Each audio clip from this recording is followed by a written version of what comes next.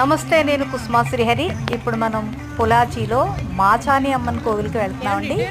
తమిళనాడు ఇది. ఇక్కడ ప్రసిద్ధి చరిత్ర చెందినటువంటి మాసాని అమ్మన్ని దర్శించుకోవచ్చు. చూస్తున్నారు కదా శిఖరాన్ని. ఇదే మాసాని అమ్మన్ కోవిల్ పొలాచి.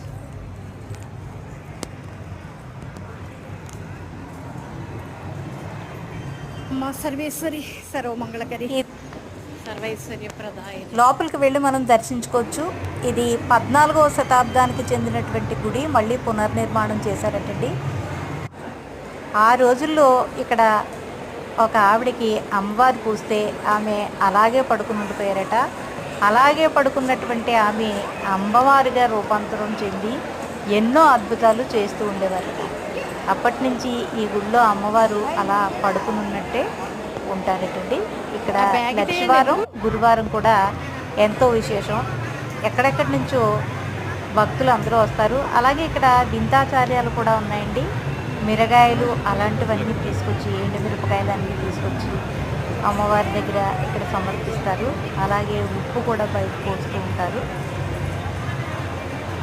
ఒక వింతాచారం అయినటువంటి, ఒక ప్రసిద్ధి చరిత్ర చెందినటువంటి, ఎన్నో శక్తులను కలిగినటువంటి అమ్మవారు ఈ మాసాని అమ్మవారు. ఇక్కడ నేను చెప్పగా విన్నాను. ఎవరైనా మీరు పొలాచి వచ్చినప్పుడు ఈ అమ్మవారిని దర్శించుకోండి.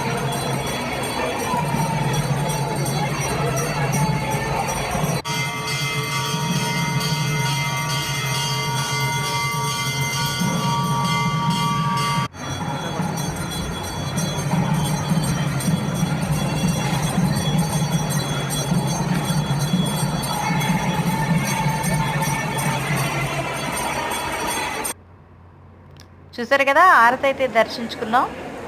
ఇక్కడ చాలామంది ఇతర ఊర్ల నుంచి, వేరే దేశాల నుంచి కూడా వస్తారట. అమ్మవారు అంత శక్తిగల దేవతటండి. చూస్తున్నాం కదా, ఇక్కడ చక్కగా మనం దర్శించుకున్నాం. ఉత్సవాల్లో అమ్మవారిని ఇలాగా పళ్ళతో అలంకరిస్తారట. చూస్తున్నారు కదా, గర్భాలయంలో అమ్మవారు ఇలాగే పడుకుని ఉంటారు.